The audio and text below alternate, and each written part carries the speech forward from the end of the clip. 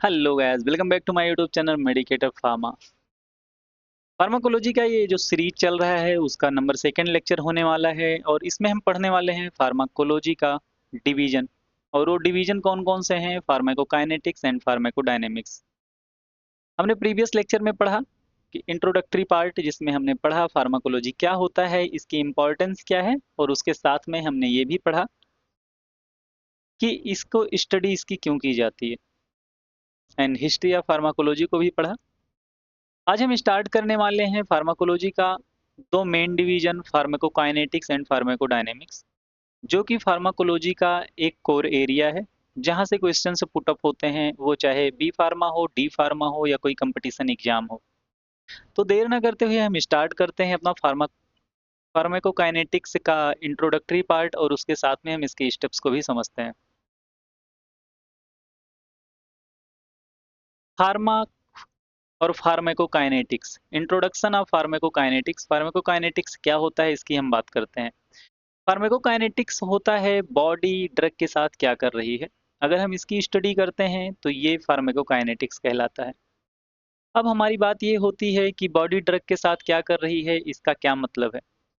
हम जब कोई मेडिसिन को इनटेक करते हैं तो बॉडी में जाता है, वो एब्जॉर्ब होता है ना। एब्जॉर्ब होने के बाद वो डिस्ट्रीब्यूट होता है हमारे जो डिफरेंट टाइप के ऑर्गन्स हैं बॉडी में, और उसके बाद वो मेटाबोलाइज होता है, कहीं ना कहीं जाके टूटता है, एंड देन एक्सक्रीट आउट होता है।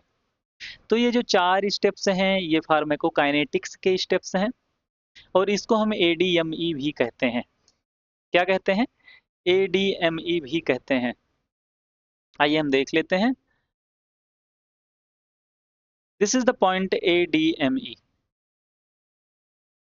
Absorption, distribution, metabolism and excretion. अगर हम इसके इम्पोर्टेंस की बात करते हैं कि फार्माकोकाइनेटिक्स को हम पढ़ते क्यों हैं, तो हम पढ़ते हैं फार्माकोकाइनेटिक्स को जिससे हम ये पता कर सकें कि हमारा ड्रग का एक्शन क्या है, उसका ऑनसेट एक्शन क्या है, और उसकी इंटेंसिटी क्या है, और वो कितनी देर तक बॉडी में उसका अफेक्ट रहेगा, उसका टाइम ऑफ ड्यूरेशन, इसकी भी बात हम करते हैं। और ये सारी चीज़ें फार्माकोकाइनेटिक्स में आती हैं। अगर हम इतना जान लेंगे कि एब्जॉर्प्शन, डिस्ट्रीब्यूशन, मेटाबॉलिज्म और एक्सक्रीशन क्या है, और ये किस तरीके से हमारे बॉडी में वर्क करता है कोई ड्रग, तो हम फार्माकोकाइनेटिक्स को अच्छे से जान लेंगे। और यही स्टडी हमारी फार्माकोकाइनेटिक्स भी कहलाती है, जैसा कि मैंने आपको बता दिया। चलिए हम स्टार्ट करते हैं। एब्जॉर्प्शन एक छोटा सा टॉपिक। हमारा एब्जॉर्प्शन क्या होता है? एब्जॉर्प्शन क्या होता है? ड्रग जो है वो एंट्री पॉइंट से ब्लड स्ट्रीम में पहुंचेगी तो उसे हम एब्जॉर्प्शन कहते हैं। वो जो पूरी प्रक्रिया होगी, वो जो पूरा सिस्टम होगा, किस तरीके से बॉडी इनटेक की, किस तरीके से बॉडी में ड्रग इनटेक किया गया है और वो ब्लड स्ट्रीम में पहुंचा है, ये पूरी प्रक्रिया क्या कहलाएगी? एब्जॉर्प्शन कहलाएगी। अगर हम इसके फैक्टर की बात करते हैं तो इसमें रूट फैक्टर हो सकता है, सॉल्युबिलिटी फैक्टर हो सकता है, ब्लड फ्लो भी फैक्टर हो सकता है, और सरफेस एरिया भी फैक्टर हो सकता है। एग्जाम्पल के तौर पे हम माने तो ओरल पैरासीटामॉल, जैसे हम पैरासीटामॉल को इनटेक करते हैं तो वो एब्जॉर्ब कितने होता है? 30 मिनट्स में एब्जॉर्ब होता है। अगर हम पैरासीटामॉल को बाई इंजेक्शन रूट से देते हैं, आईवी रूट से देते हैं, तो वो इंस्टेंटली एब्जॉर्ब हो जाता है। एग्जैक्टली अगर हम यहाँ पे देखें तो एब्जॉर्प्शन क्या होता है, हमको ये सारी चीजें समझने के लिए क्या करना होगा? एक डायग्राम की सहायता लेनी होगी। आइए हम उस डायग्राम को देख लेते हैं। हमारे जस्ट स्लाइड में एक डायग्राम दिख रहा होगा जिसमें माउथ ओरल दिख रहा होगा, ठीक है ना। माउथ दिख रहा होगा, oesophagus, stomach, small intestine, large intestine, ठीक है ना। रेक्टल एंड उसके बाद लीवर दिख रहा होगा, हेपेटिक वेन दिख रहा होगा, पोर्टल वेनस सर्कुलेशन दिख रहा होगा, हार्ट दिख रहा होगा, मतलब ऑर्गन्स सारे दिख रहे होंगे, और एक सिस्टमिक सर्कुलेशन दिख रहा होगा। जो सिस्टमिक सर्कुलेशन, ब्लड वेसल्स की जो पाइप है वो भी दिख रही है। नाउ अगर हम यहाँ पे बात करते हैं कि यार एब्जॉर्प्शन क्या होता है, हम अगर फिगर से फिगर आउट करेंगे इस चीज को तो अच्छे से समझ सकते हैं। हमारा टेबलेट जो है वो, मान लीजिए कोई एक ऐसी मेडिसिन है जिसको हम ओरल ले रहे हैं, जिसको हम बाई माउथ ले रहे हैं। माउथ में जब ड्रग जाता है तो कुछ ड्रग तो ऐसे होते हैं जो माउथ में एब्जॉर्ब होते हैं, राइट, माउथ में ही एब्जॉर्ब हो जाते हैं। मींस कुछ ड्रग ऐसे हैं जिसको माउथ में रखने के लिए कहा जाता है माउथ डिजॉल्विंग होते हैं। और वो सीधा कहाँ पहुँच जाते हैं, ब्लड स्ट्रीम में पहुँच जाते हैं और उस रूट को कहते हैं सबलिंगुअल रूट। ठीक है? तो अभी हम सबलिंगुअल रूट की बात नहीं कर रहे हैं, अभी हम सीधा बात कर रहे हैं ओरल रूट की। ये ओरल रूट पे डिपेंड करेगा कि ड्रग का एब्जॉर्प्शन कितने टाइम में होगा, ठीक है ना? ये उस रूट पे डिपेंड करेगा कि उसका एब्जॉर्प्शन कितना होगा, ठीक है? तो हम इसको ध्यान से देखते हैं। मान लीजिए कोई टेबलेट है जिसको हमने ओरली लिया है। अब हमने उसको ओरली लिया, वो ऑसियोफेगस के द्वारा सीधा स्टमक में पहुंचा, ठीक है? नाउ फिगर से ध्यान से अगर समझेंगे तो अच्छे से समझ पाएंगे कि हमारा जो ये जो फूड पाइपलाइन है, इसके द्वारा कहाँ पहुंचा है? ड्रग पहुंच गया है स्टमक में, दिस इज स्टमक, ठीक है? अब यहाँ पे पहुंचने के बाद ड्रग ने क्या किया? ड्रग कहीं ना कहीं थोड़ा थोड़ा टूट जाएगा, ठीक है ना? ड्रग यहाँ पे कहीं डिजेंटीग्रेट हो जाएगा और डिजेंटीग्रेट होने के बाद इसमें ड्रग के कुछ मॉलिक्यूल्स जो है वहीं पे खत्म हो जाएंगे और ड्रग के कुछ मॉलिक्यूल्स जो है वो सीधा सेल मेम्ब्रेन को क्रॉस करके और कहाँ पहुंच जाएंगे? ब्लड स्ट्रीम में पहुंच जाएंगे, सिस्टमिक सर्कुलेशन में पहुंच जाएंगे, ठीक है ना? सिस्टमिक सर्कुलेशन का मतलब अगर आपको समझना है तो एक लाइन में समझ लीजिए कि ऐसा सर्कुलेशन जहां पे सिर्फ ब्लड ही फ्लो होता है, लाइक वीन्स, वेसल्स, ये सारी चीजें जितनी हैं, आर्टरी, ठीक है ना? नो डाउट इन सारी चीजों में क्या होता है? ब्लड हमारा फ्लो करता है और ब्लड की इंटेंसिटी ज्यादा होती है, ठीक है ना? ऐसा नहीं है कि ब्लड फ्लो होता है तो नॉर्मल। और कुछ ऐसे कैपिलरी टाइप में भी ब्लड वेसल्स होते हैं, कुछ ऐसे नॉर्मल छोटे छोटे ब्लड वेसल्स होते हैं, ठीक है ना? उसमें भी कहीं ना कहीं ब्लड क्या करता है? फ्लो करता है। अब अगर हम इस फिगर को देखें तो उसमें हम दो चीजें देख रहे हैं। पहला देख रहे हैं कि यार माउथ से टेबलेट लिया गया, स्टमक तक गया, मैंने कहा स्टमक में जाने के बाद वहां HCl होगा और HCl उस मेडिसिन को क्या करेगा? डिसइंटीग्रेट कर देगा, उसमें छोटे छोटे छोटे छोटे पार्टिकल्स में ड्रग को तोड़ देगा। नाउ कुछ ड्रग वहीं पे खत्म हो जाएंगी और कुछ ड्रग क्या होगा? ब्लड स्ट्रीम में चला जाएगा, स्टमक के मेम्ब्रेन को पार करके, स्टमक के जो सेल मेम्ब्रेन है वहां का, उस मेम्ब्रेन को पार करके सीधा ब्लड सर्कुलेशन में चला जाएगा। बट कुछ ऐसे भी ड्रग्स होंगे जो HCl ना उसको नष्ट कर पाएगा और ना ही वो पूर्णतः डिजिंटीग्रेट होंगे और वो सीधा चले आएंगे कहाँ? स्मॉल इंटेस्टाइन में। Small intestine have a lot of enzymes, ठीक है ना? बहुत सारे एंजाइम्स जो हैं वो स्मॉल इंटेस्टाइन में होते हैं। इस केस में क्या होगा? वो ड्रग स्मॉल इंटेस्टाइन में आएगा और वहां पे डिजिंटीग्रेट होगा, समझ रहे हो? तो अगर ड्रग स्मॉल इंटेस्टाइन में आके और डिजिंटीग्रेट हो रहा है, उस कंडीशन में अब स्मॉल इंटेस्टाइन से ब्लड डिजिंटीग्रेट होने के बाद सिस्टमिक सर्कुलेशन में जाएगा। कुछ ड्रग सीधा यहाँ के इंटेस्टाइनल जो इंटेस्टाइनल सेल है, जो इंटेस्टाइनल सेल मेम्ब्रेन है, जो एपिथेलियल मेम्ब्रेन है, जो उसको क्रॉस करके कहाँ चला जाएगा? लीवर में चला जाएगा और लीवर के द्वारा हेपेटिक वेन के द्वारा वो सर्कुलर सिस्टम में चला जाएगा। एग्जैक्टली हम बात यहाँ पे कर रहे हैं कि एब्जॉर्प्शन क्या होता है। अब इस सिस्टम को अगर हम समझ गए हैं तो हमको एक चीज क्लियर हो जाएगा कि एब्जॉर्प्शन क्या होता है। एब्जॉर्प्शन एक ऐसा प्रोसेस है जहां पे एब्जॉर्प्शन एक ऐसा प्रोसेस है जहां पे कोई ड्रग इंटर करती है और वो ब्लड स्ट्रीम तक जाती है। इंटर करती है, इनटेक किया जाता है किसी ड्रग को और वो ब्लड स्ट्रीम में जाती है, सिस्टमिक सर्कुलेशन में जाती है। तो इस पूरे प्रक्रिया के दौरान जो जो चीजें होती हैं, इन सारी प्रोसेस को ही हम क्या कहते हैं? एब्जॉर्प्शन कहते हैं। नाउ कुछ क्वेश्चंस ऐसे होंगे कि सर हमारा जो इंटेस्टाइनल फ्लूइड है, सॉरी, हमारा जो इंटेस्टाइनल सेल मेम्ब्रेन है, एपिथेलियल मेम्ब्रेन है, वहां पे भी तो ड्रग जो है वो कहीं पास आउट हो रही है और कहाँ जा रही है? कहाँ जा रही है? लीवर में जा रही है। कंडीशन ये है सर, क्या यहाँ पे एब्जॉर्प्शन होगा? हाँ, बिल्कुल यहाँ पे एब्जॉर्प्शन होगा। यहाँ पे एब्जॉर्प्शन कहाँ होगा? जिस पर्टिकुलर एरिया में इंटेस्टाइन से लीवर में जा रही ड्रग जिस पर्टिकुलर एरिया में एपिथेलियल मेम्ब्रेन को क्रॉस करेगी, तो वहां पे एब्जॉर्प्शन नाम आएगा। बट उसके बाद बहुत छोटे-छोटे कैपिलरीज़ मिलेंगे, ब्लड वेसल के कैपिलरीज़ मिलेंगे। कैपिलरीज़ का मतलब क्या होता है? बहुत छोटे-छोटे पाइपलाइन्स होते हैं, जहाँ पे ब्लड फ्लो करता है, ठीक है? तो वो अब उस छोटे-छोटे कैपिलरीज़ में जाके और उसके बाद वो बड़े से सिस्टमिक सर्कुलेशन में ड्रग चला जाएगा। अब उस कंडीशन में अब बताओ भैया, यहाँ पे एक क्वेश्चन पुट अप हुआ ना कि सर एब्जॉर्प्शन एग्ज़ैक्टली कहाँ-कहाँ हुआ? तो आओ देख लेते हैं एब्जॉर्प्शन कहाँ-कहाँ हुआ। पहला एब्जॉर्प्शन हमारा कहाँ हुआ? पहला एब्जॉर्प्शन हमारा हो गया स्टमक से, ठीक है ना?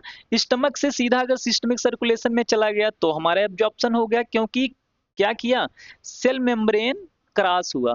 सेल मेम्ब्रेन ड्रग के द्वारा क्रॉस किया गया। और अगर सेल मेम्ब्रेन ड्रग के द्वारा क्रॉस किया गया तो वो क्या कहलाएगा? एब्जॉर्प्शन कहलाएगा, क्योंकि सेल मेम्ब्रेन को क्रॉस करके ड्रग कहाँ पहुंच रही है? सिस्टमिक सर्कुलेशन में पहुंच रही है। सेकंड चीज, सर इसी पाइपलाइन से धीरे धीरे धीरे धीरे आ गए कहाँ? हम स्मॉल इंटेस्टाइन में। अब स्मॉल इंटेस्टाइन की जो ये वाली लेयर है ना साहब, ये वाली लेयर जो है, इस लेयर को कहते हैं एपिथीलियल, एपिथीलियल मेम्ब्रेन। अब इस वाले मेम्ब्रेन को ड्रग हमारी क्रॉस करेगी और यहाँ पे ये छोटी-छोटी इस तरीके से कैपिलरी लगी हुई है और इसके माध्यम से हमारा लीवर में जाएगी। तो स्मॉल इंटेस्टाइन से लीवर में जाने के लिए थोड़ा-सा ही सही बट एब्जॉर्प्शन होगा, और वो एब्जॉर्प्शन कहाँ होगा? वो एब्जॉर्प्शन होगा एपिथेलियल मेम्ब्रेन पे होगा, ना कि स्मॉल इंटेस्टाइन से सीधा लीवर में होगा। समझ रहे हो? स्मॉल इंटेस्टाइन से लीवर में एब्जॉर्प्शन नहीं होता है। हाँ, इस प्रोसेस में कहीं न कहीं एक छोटा-सा एरिया होता है एपिथेलियल मेम्ब्रेन का, जहाँ पे ड्रग क्रॉस करती है और कैपिलरीज़ में जाती है। ये सारे कैपिलरीज़ में जाती है और उसके बाद ये कहाँ जाती है? हेपेटिक पोर्टल वेन में जाती है। ये कहाँ से जाती है? यहाँ पे कैपिलरी है छोटी-छोटी, ठीक है ना? और उसके बाद इसको सीधा एक छोटे से पाइपलाइन से जोड़ दो और इसको कहते हैं hepatic portal vein. Hepatic portal vein. अब ध्यान से समझो, यहाँ पे हमारा एब्जॉर्प्शन हुआ, इस वाले पर्टिकुलर एरिया से स्मॉल इंटेस्टाइन से ये मेम्ब्रेन को क्रॉस की ड्रग और कहाँ पहुँच गई? पहुँच गई ये कैपिलरी में। अब कैपिलरी में जाने के बाद सीधा ये कहाँ चली गई? हेपेटिक पोर्टर वेन में, जो कनेक्टेड है इन कैपिलरी से। क्या हुआ? कनेक्टेड है हेपेटिक पोर्टर वेन। अब यहाँ पे तो समझ में आ रहा होगा कि ये कैपिलरी से सीधा हेपेटिक पोर्टल वेन में जा रही है। इस कंडीशन में यहाँ पे किसी सेल मेम्ब्रेन को ड्रग ने क्रॉस ही नहीं किया, और अगर यहाँ पे ड्रग ने किसी भी सेल मेम्ब्रेन को नहीं क्रॉस किया है, उस केस में यहाँ पे एब्जॉर्प्शन नहीं हुआ। बट ड्रग ट्रेवल करी और कैपिलरी से क्या हुआ? हेपेटिक पोर्टल वेन में गई और वहां से ये सीधा लीवर से लिंक हो गई और ड्रग कहाँ चली गई? लीवर में चली गई। अब इस कंडीशन में दो चीजें आती हैं, जो कंफ्यूजन वाली थी वो मैंने क्लियर कर दिया आपको। क्या? कि स्मॉल इंटेस्टाइन से अगर लीवर में ड्रग जा रही है वहाँ पे एब्जॉर्प्शन नहीं होगा, बट हाँ, पर्टिकुलर एरिया में एब्जॉर्प्शन होगा। तो हम इनडायरेक्टली ये कह सकते हैं कि इंटेस्टाइन से लीवर में जाते वक़्त एक पर्टिकुलर एरिया में ड्रग का एब्जॉर्प्शन होता है, बट स्मॉल इंटेस्टाइन से डायरेक्ट लीवर में जाने के लिए कोई एब्जॉर्प्शन नहीं होता है। ठीक है ना? और उसके बाद ये हेपेटिक वेन सीधा कहाँ जुड़ी होती है? हार्ट से जुड़ी होती है। और इसी हेपेटिक वेन जो हार्ट से जुड़ी है, पोर्टल वेन से स्मॉल इंटेस्टाइन जुड़ी है, तो हेपेटिक वेन से सीधा सिस्टमिक सर्कुलेशन में चला जाता है। और इन सारे प्रोसेस को हम क्या कहते हैं? सिस्टमिक सर्कुलेशन के इन सारे प्रोसेस को हम क्या कहते हैं? हम इन सारे प्रोसेस को एब्जॉर्प्शन कहते हैं। ठीक है ना? तो एब्जॉर्प्शन का ये टॉपिक क्लियर होना चाहिए कि एब्जॉर्प्शन कहते किसे हैं। ठीक है? अब हम बात करते हैं सेकंड चीज की। सिस्टमिक सर्कुलेशन में चला गया, बट अब यहाँ पे बात आती है यार, ड्रग जो है तो वो किस तरीके से सेल मेम्ब्रेन को क्रॉस करती है। अगर हम इसकी बात करेंगे तो ये बहुत ज्यादा इंपॉर्टेंट होने वाला है।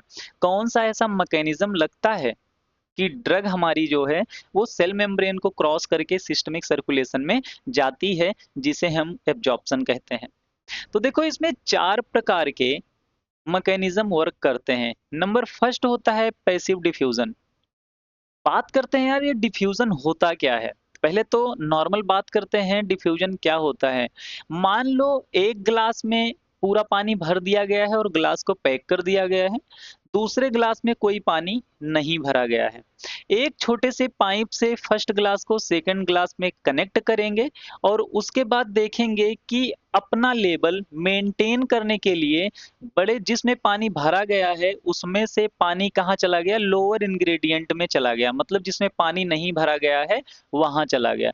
तो इस पूरी प्रक्रिया को क्या कहते हैं, डिफ्यूजन कहते हैं।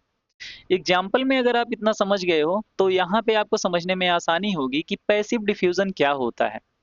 तो हमको अभी क्या पढ़ना है कि ड्रग ट्रांसपोर्ट जो होता है किसी भी सेल मेम्ब्रेन को क्रॉस किस तरीके से करता है ड्रग ड्रग इसकी जानकारी हम लेंगे। अब यहाँ पे मैकेनिज्म कौन कौन से हैं, चार मैकेनिज्म हो रहे हैं। Passive diffusion, facilitated diffusion, active transport और एंडोसाइटोसिस। ठीक है ना।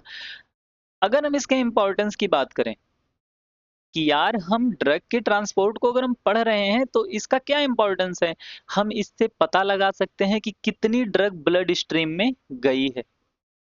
जितनी ड्रग ब्लड स्ट्रीम में जाएगी वो ड्रग कहीं ना कहीं किससे, प्रोटीन से जाके बाइंड करेगी। ठीक है ना।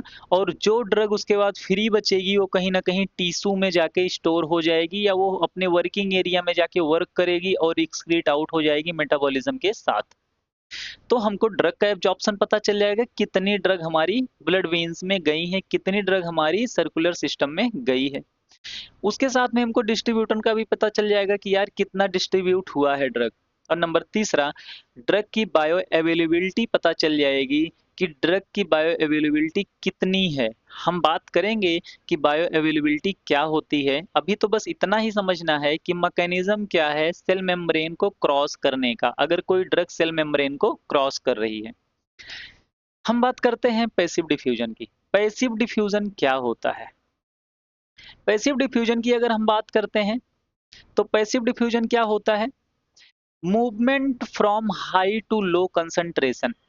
क्या बात हो रही है, हाई टू लो कंसंट्रेशन पे क्या कर रही है, ड्रग मूव कर रही है। यार बताओ कैसे, चलो देख लेते हैं एक मिनट के लिए इसको भी। मान लो इन केस ये हमारा एक सेल वाल है, ये हमारा क्या है, एक सेल मेम्ब्रेन है।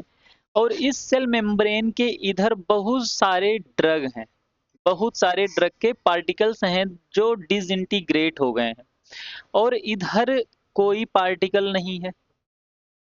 अब क्या करेगा, अपने इक्विलिब्रियम को बनाए रखने के लिए यहाँ का ड्रग चाहेगा कि मैं क्या करूं, यहां से इधर चला जाऊं।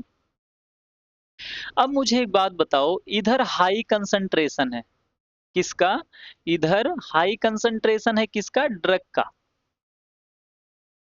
और इधर लो कंसंट्रेशन है, क्यों, क्योंकि इधर तो कोई ड्रग है ही नहीं। अब अगर इस कंडीशन में देखा जाए तो ये जो ड्रग के पार्टिकल्स हैं ये ट्रेवल करना चाहेंगे थ्रू द सेल मेम्ब्रेन, किनमें, लो कंसंट्रेशन में। तो अब मुझे एक बात बताओ, क्या यहाँ पे किसी भी प्रकार की एनर्जी की आवश्यकता होगी, क्योंकि ये तो नॉर्मल एक हाई कंसंट्रेशन से लो कंसंट्रेशन की तरफ जा रहे हैं, एक प्रकार से डिफ्यूज हो रहे हैं एक जगह से दूसरी जगह। तो यहाँ पे किसी भी एनर्जी की आवश्यकता नहीं होगी पैसिव डिफ्यूजन में। पहला पॉइंट ये हो गया कि ये हाई कंसंट्रेशन से लो कंसंट्रेशन की तरफ ट्रेवल करेगा। ड्रग ये हो गई, ये सेल मेम्ब्रेन हो गया, ड्रग यहाँ से सेल मेम्ब्रेन को क्रॉस करके यहाँ पे आएगी। समझ रहे हो ना। और इसी को डिफ्यूजन कहते हैं और एनर्जी की आवश्यकता नहीं पड़ रही है, इसलिए इसे कह रहे हैं पैसिव डिफ्यूजन। सेकेंड ऑप्शन समझना, ये ड्रग का एक कंडीशन होना चाहिए, पैसिव तब होगा ये पैसिव डिफ्यूजन तब होगा जब ये लिपिड सॉल्युबल होगा। अब सर ये तो समझ में नहीं आया, लिपिड सॉल्युबल क्यों, लिपिड सॉल्युबल क्यों होगा सर, रीजन क्या है, लिपिड सॉल्युबल क्यों होगा मुझे बताइए। ड्रग अगर लिपिड लिपिड सॉल्युबल होगा तो आसानी से सेल मेम्ब्रेन को क्रॉस कर लेगा। बल अगर ये लिपिड सॉल्युबल नहीं होता है तो उस केस में अगर लिपिड सॉल्युबल नहीं होता है तो क्या होता है? वाटर सॉल्युबल होगा।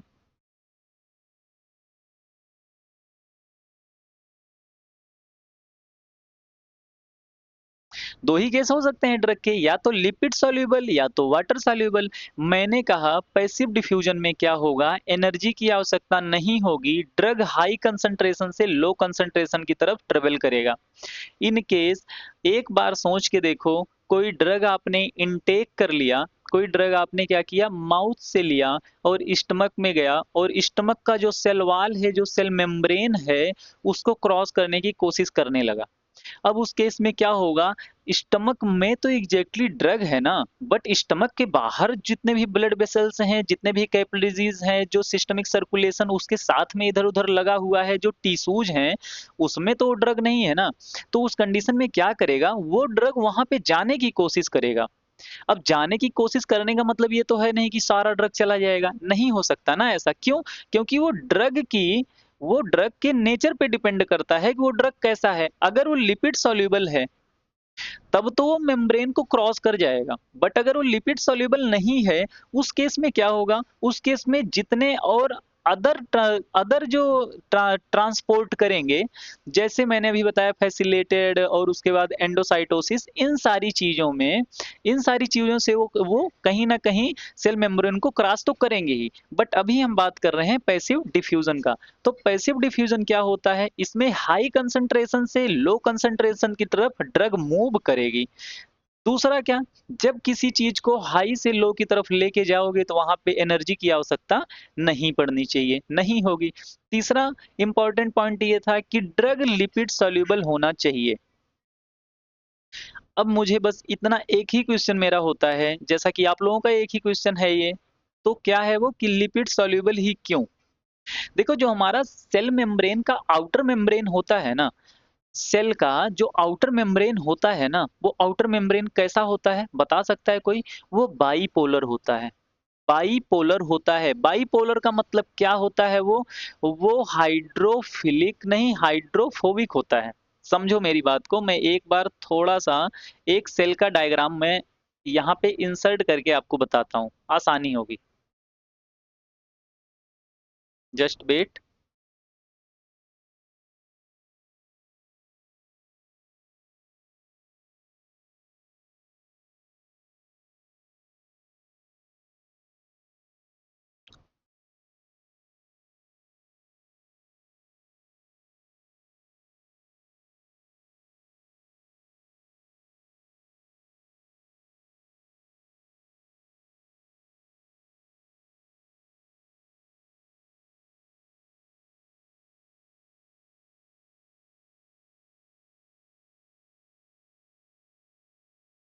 लुक, ये आपको जस्ट बैकग्राउंड में एक ये पिक्चर दिख रही होगी, जिसमें क्या होगा, जिसमें एक सेल होगा। अब देखो सेल का स्ट्रक्चर क्या है, एक बार ध्यान से देखो सेल का स्ट्रक्चर ये क्या है। सेल का स्ट्रक्चर ये है कि ये जो इसका ऊपर वाला है, देखो ये बाईपोलर है। बाईपोलर का मतलब ये हो गया कि जस्ट ऊपर का जो स्ट्रक्चर है इसका ये हाइड्रोफिलिक है, मतलब ये पानी से प्यार करने वाला है। और इसका जो लोअर पोर्शन है वो भी क्या है, वो भी हाइड्रोफिलिक है। बट इसके बीच का जो देख रहे हो ये वाला एरिया, इसमें जो भी है वो क्या है, वो है हाइड्रोफोबिक, मतलब पानी से नफरत करने वाला है। अब मुझे बताओ, अगर इन सारे केसेस में आप देख रहे हो, मैंने कहा ये बाईपोलर होता है, इसके दो पोल्स होते हैं और क्या होता है, टेल्स होता है। तो दो पोल में ये हाइड्रोफिलिक हो गया, दो पोल में ये हाइड्रोफिलिक हो गया, और जो इसका टेल्स होता है, इसका टेल जो है वो क्या होता है, वो हाइड्रोफोबिक होता है। अब इस कंडीशन में इसको अगर हम हटा दें, तो जस्ट वेट, अब इस कंडीशन में हमको एक चीज दिमाग में आता है कि अगर यार ड्रग जो है वो लिपिड सॉल्युबल नहीं रहेगी, तो उस केस में जो ये वाला एरिया था, ये वाला एरिया हाइड्रोफोबिक था। तो भाई साहब ये वाला एरिया बोलेगा कि ना, मैं तो तुमको क्रॉस ही नहीं होने दूंगा, तुम कुछ भी कर लो, क्योंकि तुम तो यार वाटर के साथ में मिलने वाले हो। तुम यार तुम हाइड्रोफिलिक वाले में हो तो मैं तुमको क्यों यहाँ से जाने दूं, ये तो नफरत करेगा ना। इसका बीच का एरिया ये सेल हो गया, ये सेल के बीच का एरिया जो है ये क्या है, ये हाइड्रोफोबिक है।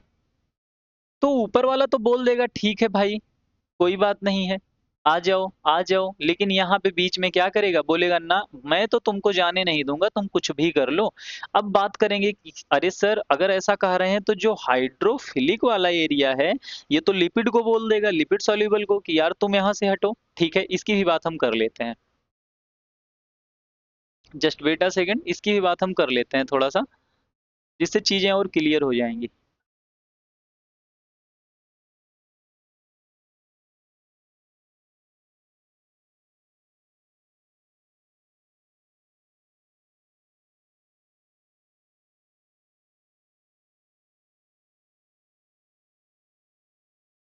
देखो यहाँ पे हम बात कर लेते हैं इसकी, ये एक हो गया, ये दो हो गया, मान लो एक प्रकार का सेल है, अब इसके अंदर क्या है, ये है हाइड्रोफिलिक, राइट, ये क्या है, हाइड्रोफिलिक है। और अगर हम इसकी बात कर लें तो ये हाइड्रोफोबिक है, सॉरी, ये हाइड्रोफिलिक है और ये हाइड्रोफोबिक है। ठीक है, अब देखते हैं, यहाँ पे कोई ड्रग आया और इनके साथ में क्या किया, इनके साथ में कहीं ना कहीं रिएक्ट करेगा, इनके साथ में कहीं ना कहीं इनको बोलेगा कि भाई साहब मुझे अंदर जाने दो, ये रोकेंगे, फिर बोलेगा। अब इस तरीके से ये ड्रग जो है यहाँ से स्टार्ट करेगा और ये स्किड करेगा धीरे धीरे, ठीक है ना, क्योंकि सेल्स जो हैं वो तो एक ही सेल्स तो है नहीं, बहुत सारे सेल्स हैं। अब क्या करेगा, ये जितने भी सेल्स होते हैं अगर हम इनको इस तरीके से देखें तो इनके बीच में कहीं ना कहीं कुछ पोरस होता है, कुछ एक स्थान होता है, कुछ वाइट्स होता है, और उसमें क्या करेगा ये, उसमें ये इंटर कर जाएगा। अब जब उसमें ये इंटर कर गया, फिर यहाँ से ये ऐसे भगेगा, यहाँ से ये ऐसे भगेगा, इस तरीके से ये क्या करेगा, इसका पैसिव डिफ्यूजन हो जाएगा। इसका मतलब क्या हो गया कि ये सेल के थ्रू ही उसमें जो पार्सली थोड़े छोटे छोटे वाइट्स वाले मेम्ब्रेन है, वहां से ये लिपिड सॉल्यूबल होने की वजह से, लिपिड सॉल्यूबल होने की वजह से ये इंटर कर जाएगा एक सेल से दूसरे सेल में, और इस तरीके से ये सिस्टमिक सर्कुलेशन में चला जाएगा। ठीक है ना, इसमें कोई दिक्कत नहीं होनी चाहिए। अब जैसे हम एक चीज और बात कर लेते हैं, अगर मान लो कोई एल्कोहल या स्टेरॉयड लेता है तो उसका एब्जॉर्प्शन जल्दी हो जाता है क्या? हाँ जी बिल्कुल। कहते हैं यार शराब चढ़ गई है, शराब क्यों चढ़ गई है, एग्जैक्टली बात क्या है, जो एथेनॉल होता है ना वो ज्यादा लिपिड सॉल्युबल होता है, और अगर एल्कोहल जो है, एथेनॉल जो है वो लिपिड सॉल्युबल है, इसका मतलब उसका एब्जॉर्प्शन कहाँ हो जाएगा, स्टमक में ही हो जाएगा। तो भैया ये जो एल्कोहल है ना, ये इसका बहुत ज्यादा मात्रा स्मॉल इंटेस्टाइन में नहीं जाती है, इसका क्या होता है, इसका पेट से ही, इसका स्टमक से ही एब्जॉर्प्शन हो जाता है। तो ठीक है ना, तो इस तरीके से हम याद रखेंगे कि पैसिव डिफ्यूजन में पहला हाई कंसंट्रेशन से लो कंसंट्रेशन की तरफ ड्रग मूव करेगी, दूसरा किसी भी कैरियर की आवश्यकता नहीं होगी। क्यों कैरियर की आवश्यकता नहीं होगी, मैंने बता दिया कि ड्रग्स के बीच में कुछ पोरस, कुछ वाइट्स इस तरीके से प्लेसेस होते हैं जिनके माध्यम से, जिनके थ्रू ड्रग क्या करती है, ट्रेवल करके ब्लड स्ट्रीम में जा सकती है। तीसरा, लिपिड सॉल्युबल होना चाहिए, ये कंडीशन है। चौथा, अगर मान लो लिपिड सॉल्युबल नहीं है ड्रग, तो उसके लिए कैरियर की आवश्यकता होगी, बट इसमें किसी एनर्जी या कैरियर की आवश्यकता नहीं होती है। ठीक है, पैसिव डिफ्यूजन समझ में आ गया। पैसिव डिफ्यूजन कैसे होता है, ड्रग हमारी कैसे ट्रेवल करती है, इसी तरीके से हमारी ड्रग क्या करती है, स्टमक से ब्लड स्ट्रीम में जाती है। सेकंड हम बात करते हैं कि ठीक है इसका तो आपने बता दिया, बट सेकंड क्या है, सेकंड है फैसिलिटेटेड। अब बताओ भैया फैसिलिटेटेड की आवश्यकता क्या है, इसमें भी सेम है, इसमें भी क्या है, इसमें भी सेम है। फैसिलिटेटेड डिफ्यूजन एक ऐसा डिफ्यूजन है जहां पे ड्रग हाई से लो कंसंट्रेशन की तरफ जाएगी, बट फिर मैंने एक चीज बता दिया आपको, इसमें कैरियर की आवश्यकता होगी। कैरियर की आवश्यकता दैट मीन्स क्या, हाँ कैरियर की आवश्यकता मतलब ये प्रोटीन के द्वारा जाएगी, ये एंजाइम्स के द्वारा जाएगी। बताऊं कैसे, देखिए जरा इस वाले फिगर को एक बार दोबारा हम चेक करते हैं और उसके बाद फिर बात करते हैं, जस्ट वेट अ सेकेंड।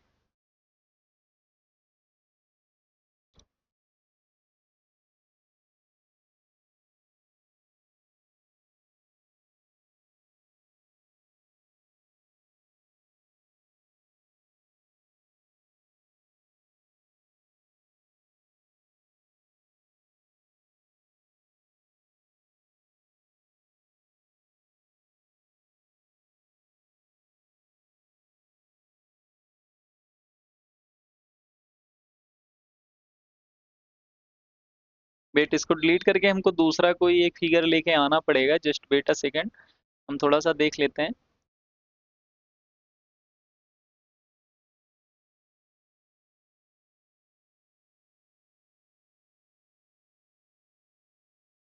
ये वाला फिगर सही रहेगा। ठीक। वेट,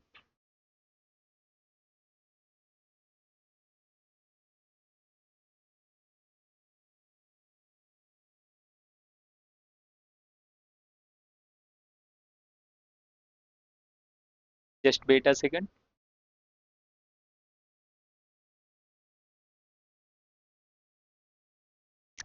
लुक, ये जो जस्ट पीछे एक डायग्राम दिख रहा है, इसकी हम बात पहले कर लेते हैं, ठीक है ना। देखो ध्यान से।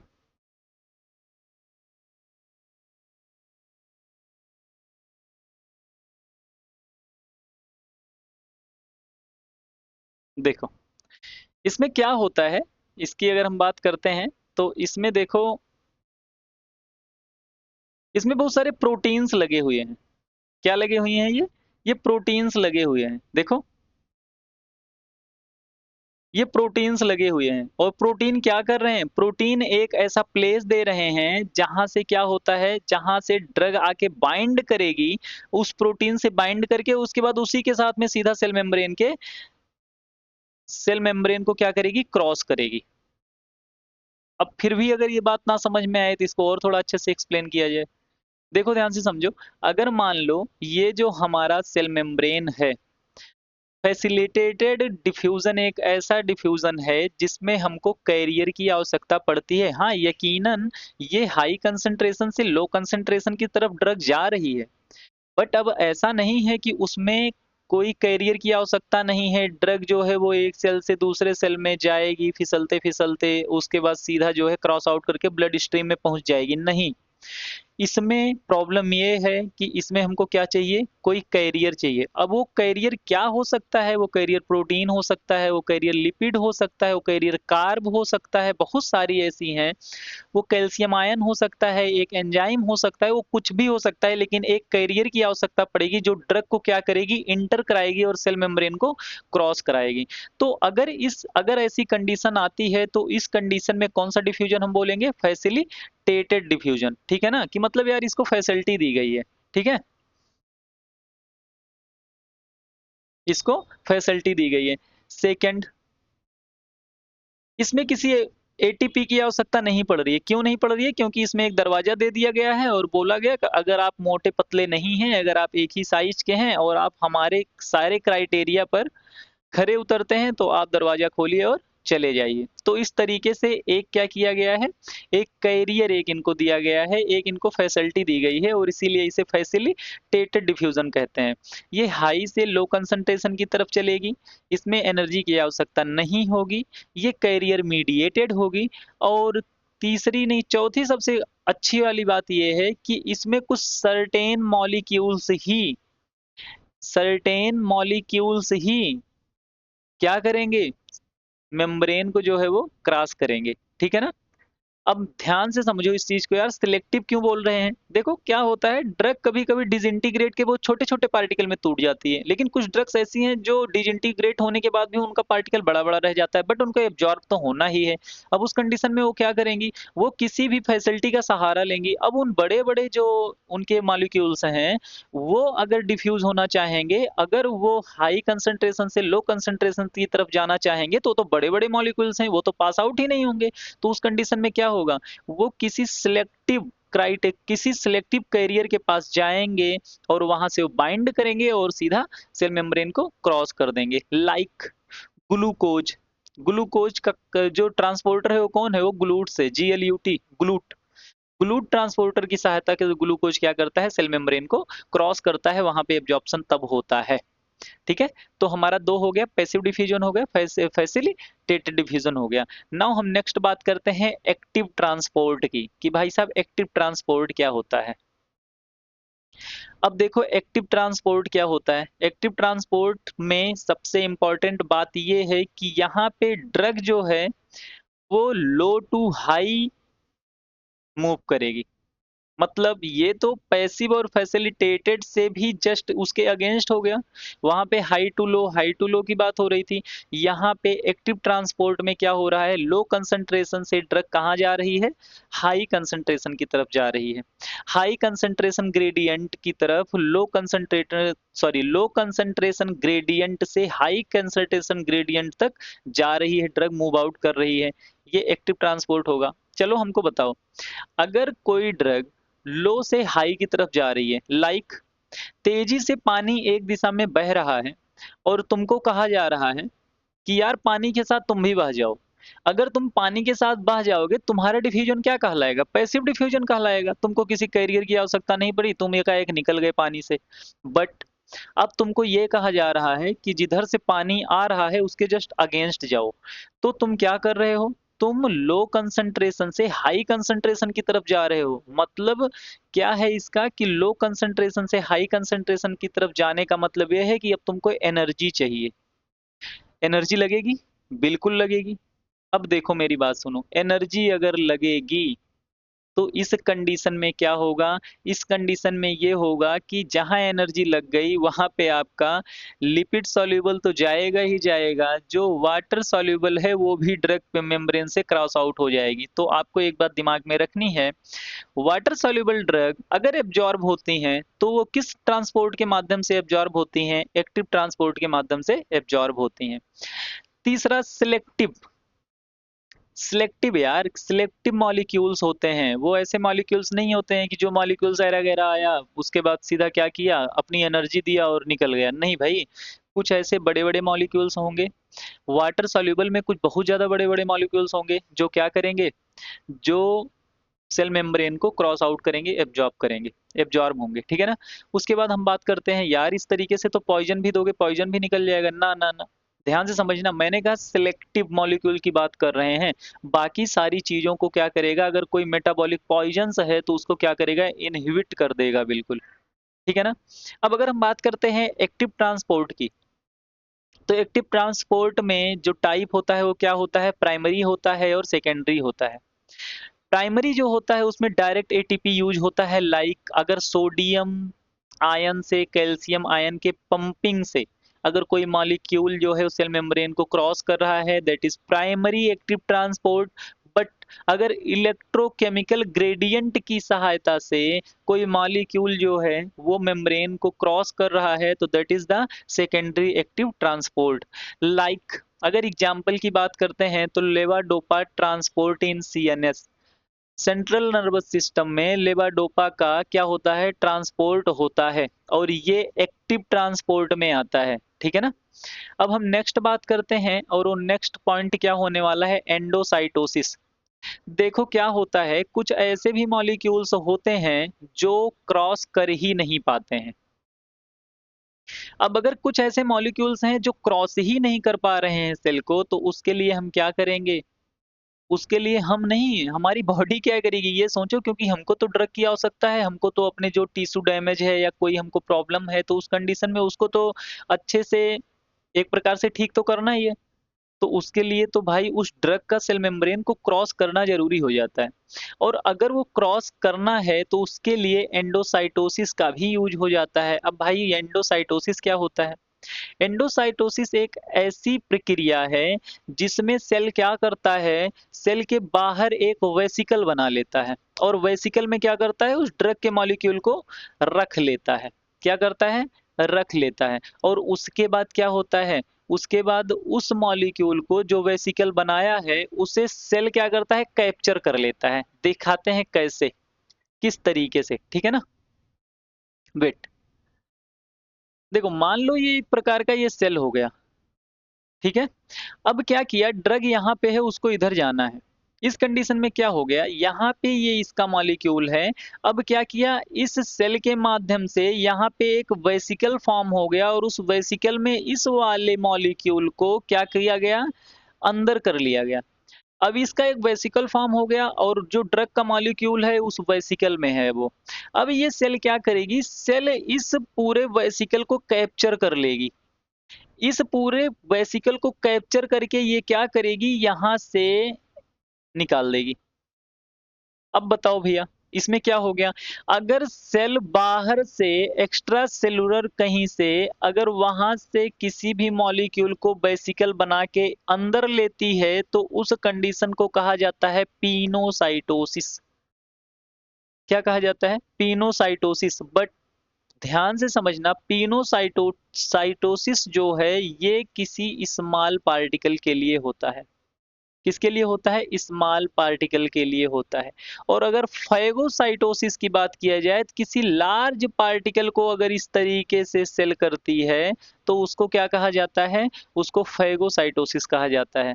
तो ध्यान से दोनों चीजों को अच्छे से समझ लो। इसमें क्या करता है, इसमें मेम्ब्रेन जो है, जो सेल मेम्ब्रेन है, वो किसी भी ड्रग को इनगल्फ कर लेती है, ठीक है ना, अंदर की तरफ। अब उसके बाद क्या होता है, अगर छोटा मॉलिक्यूल है, अगर कोई फ्लूइड है या छोटे मॉलिक्यूल हैं तो वो पिनोसाइटोसिस में आएगा, अगर कोई बड़े मॉलिक्यूल हैं तो वो किस में आएगा, फैगोसाइटोसिस में आएगा। अब अगर हम बात करते हैं रिसेप्टर बेस्ड, इसमें लिखा गया है ना रिसेप्टर मेडिएटेड, ठीक है ना। इसका मतलब ये है, ऐसा भी हो सकता है कि उस वाले सेल मेम्ब्रेन के आसपास में कोई ऐसा रिसेप्टर हो जो उस ड्रग को बाइंड कर सकता है, उसके एक मॉलिक्यूल को बाइंड कर सकता है। तो रिसेप्टर का काम क्या है, वो रिसेप्टर का काम है ड्रग से बाइंड करना, किसी चैनल को ओपन करवा देना और उसके बाद फ्री में कोई चीज को इंटर करवा देना, यही रिसेप्टर का काम होता है, ठीक है ना। तो अब हम यहाँ पे ये भी समझ गए कि एंडोसाइटोसिस होता क्या है। यहाँ पे एक वेसिकल फॉर्म होगा, वेसिकल फॉर्म होने के बाद क्या होगा, किसी भी मॉलिक्यूल को, किसी भी ड्रग को इनगल्फ कर लिया जाएगा, दैट इज कॉल्ड एंडोसाइटोसिस। अगर छोटे मॉलिक्यूल हैं तो वो पिनोसाइटोसिस में आएगा, अगर वो बड़े मॉलिक्यूल हैं तो फैगोसाइटोसिस में आएगा, ठीक है ना। अब हम बात करते हैं कि यार हमारा 3 नहीं 4 हो गया, कौन कौन सा हो गया, पैसिव डिफ्यूजन हो गया, नंबर सेकंड क्या हो गया पैसिव डिफ्यूजन के बाद, फैसिलिटेटेड डिफ्यूजन हो गया, number third active transport diffusion हो गया, और नंबर फोर्थ एंडोसाइटोसिस हो गया। अगर इसमें कहीं भी कोई दिक्कत होती है तो आप एक बार कमेंट कर दीजिएगा, नेक्स्ट लेक्चर में वो चीजें क्लियर हो जाएंगी आपकी, ठीक है। अब हम नेक्स्ट बात करते हैं, अगर हम किसी भी टेबल को एक बना लेते हैं, ये टेबल है हमारा, look this is the comparison table है। चलो फीचर्स की बात करेंगे हम, पैसिव डिफ्यूजन की बात करेंगे, फैसिलिटेटेड डिफ्यूजन की बात करेंगे, एक्टिव ट्रांसफर और एंडोसाइटोसिस। चलो बताओ, एनर्जी रिक्वायर्ड, किस में एनर्जी रिक्वायर होती है, पैसिव डिफ्यूजन में एनर्जी रिक्वायर होती है, अभी अभी बताया था नहीं होती है। फैसिलिटेटेड डिफ्यूजन में रिक्वायर होती है, अभी अभी बताया था नहीं होती है। एक्टिव ट्रांसपोर्ट में बिल्कुल रिक्वायर्ड होती है। इसमें रिक्वायर्ड क्यों होती है, क्योंकि यहाँ पे ड्रग लो से हाई की तरफ जा रहा था, लो से हाई की तरफ, लो कंसंट्रेशन ग्रेडियंट से हाई कंसंट्रेशन ग्रेडियंट की तरफ ड्रग मूव कर रहा था, इसकी वजह से यहाँ पे एटीपी की आवश्यकता पड़ रही थी, ठीक है ना, एनर्जी की आवश्यकता पड़ रही थी। एंडोसाइटोसिस में बिल्कुल यहाँ पे भी, क्योंकि यहाँ पे भी एनर्जी की ही आवश्यकता होती है, सेम इसी की वजह से। कैरियर इन्वॉल्व्ड, चलो कैरियर किसमें चाहिए था, पैसिव डिफ्यूजन में कैरियर चाहिए था, नहीं भैया नहीं चाहिए था, बट फैसिलिटेटेड में यस बिल्कुल चाहिए था, एक्टिव ट्रांसपोर्ट में बिल्कुल चाहिए था। बट ध्यान से समझो, एंडोसाइटोसिस में चाहिए था, कैरियर नहीं चाहिए था। क्यों नहीं चाहिए था, क्योंकि वहां पे सेल क्या कर रहा था, सेल मेम्ब्रेन में यहाँ पे एक वेसिकल फॉर्म कर रहा था, उसमें सीधा क्या कर रहा था, उसमें उस मॉलिक्यूल को रख रहा था और उसके बाद उसको सीधा इनगल्फ करके और अंदर की तरफ जो है डिफ्यूज कर दे रहा था। तो उस कंडीशन में भी हमको किसी भी कैरियर की आवश्यकता नहीं है, बट रिसेप्टर एकमात्र इसमें ऐसा था जो अपवाद में था। डायरेक्शन की बात कर लेते हैं, पैसिव डिफ्यूजन में डायरेक्शन क्या था, हाई टू लो था, फैसिलिटेटेड डिफ्यूजन में हाई टू लो था, बट एक्टिव में जस्ट उसका अपोजिट हो गया था, लो टू हाई हो गया था। और एंडोसाइटोसिस में क्या था, एंडोसाइटोसिस में कोई चीज अवेलेबल नहीं था। क्यों नहीं अवेलेबल था, क्योंकि यहाँ पे सीधा क्या कर रहा था, वेसिकल फॉर्म हो रहा था और वहां से इनगल्फ होके जो मॉलिक्यूल था वो ट्रेवल कर रहा था और सेल मेम्ब्रेन को क्रॉस कर रहा था। अगर हम बात करते हैं सचुरेबिलिटी की, इसका क्या मतलब हुआ, वही वाटर सॉल्युबल या कोई चीज क्या कैसे, तो उसमें भी ये लिपिड सॉल्युबल, ये वाटर सॉल्युबल नहीं, वाटर सॉल्युबल नहीं होना चाहिए, ये वाटर सॉल्युबल हो सकता है मे बी, क्योंकि इसमें कैरियर की आवश्यकता हो गई, ठीक है ना। और इसमें एक्टिव ट्रांसपोर्ट में बिल्कुल यस, और इसमें भी यस। हमको सिर्फ इसमें अगर पैसिव डिफ्यूजन होना है तो वाटर सॉल्युबल नहीं होगा, उसी की ही बात की जा रही है। लाइक एग्जांपल में बात करते हैं, एल्कोहल, एल्कोहल वाटर सॉल्युबल है? बिल्कुल नहीं है। वाटर में एल्कोहल को डाल दो, कभी भी नहीं होगा ऐसा, वो सॉल्युबल नहीं है। तो ये क्या करेगा, ये सीधा इसका पैसिव डिफ्यूजन हो जाएगा। ग्लूकोज, ग्लूकोज तो वाटर सॉल्युबल भी है और लिपिड सॉल्युबल भी है, इन केस में ये फैसिलिटेटेड डिफ्यूजन के अंदर आ जाएगा। लेवाडोपा जो है और इंसुलिन भी 12। तो ये सारी चीज़ों का एक कंपैरिजन था जिसमें हमने देखा कि एनर्जी रिक्वायर्ड होती है, कैरियर इन्वॉल्व होता है, डायरेक्शन होता है, वाटर सॉल्युबल होता है या नहीं, सॉल्युबिलिटी की बात हो गई, और उसके बाद एग्जाम्पल की बात हो गई। ठीक है। समरी की अगर हम बात करें तो हमने क्या क्या देखा, हमने ड्रग को क्रॉस कराया मेम्ब्रेन से, किसके द्वारा क्रॉस कराया, हमने क्रॉस कराया passive diffusion, facilitated diffusion, active transport और एंडोसाइटोसिस के द्वारा हमने क्रॉस करवाया। उसके बाद हमने क्या देखा, हमने देखा कि ड्रग की प्रॉपर्टी क्या थी। अगर ड्रग जो है लाइपोफिलिसिटी है, मतलब क्या, लिपिड सॉल्युबल है, तो वो क्या करेगा, वो ड्रग को इन्फ्लुएंस करेगा कहीं ना कहीं, साइज पे भी डिपेंड करता है, चार्ज पे भी डिपेंड करता है। ये सारी चीजें तो कॉमन चीजें हैं, कॉमन सेंस वाली बातें हैं, ये सारी चीजें समझ गए होंगे। उसके बाद हमने क्या देखा, understanding these mechanism help predict drug absorption and action. इन सारे मैकेनिज्म से हमको एक चीज समझ में आ गई कि हम ड्रग को प्रिडिक्ट कर सकते हैं कि ये कितना एब्जॉर्ब हुआ है, कहाँ से एब्जॉर्ब हुआ है और इसका एक्शन क्या है। ठीक है ना। तो इन सारी चीजों में तो हमने एक चीज आज खत्म कर दी, जो पहला स्टेप था फार्माकोकाइनेटिक्स था, और वो पहला स्टेप क्या था, एब्जॉर्प्शन। एब्जॉर्प्शन में कहीं से कोई भी दिक्कत नहीं होनी चाहिए, क्योंकि एब्जॉर्प्शन एक ऐसा टॉपिक था जिसमें बहुत सारे लोगों को इतना ज्यादा प्रॉब्लम होता है कि यार जब लीवर में जाता है, ड्रग लीवर में जाता है तो उसको एब्जॉर्प्शन नहीं बोलते हैं, क्यों नहीं बोलते हैं? तो इन सारी चीजों का उत्तर मैंने इस लेक्चर में आपको दे दिया है, आपको अब कोई दिक्कत नहीं होनी चाहिए।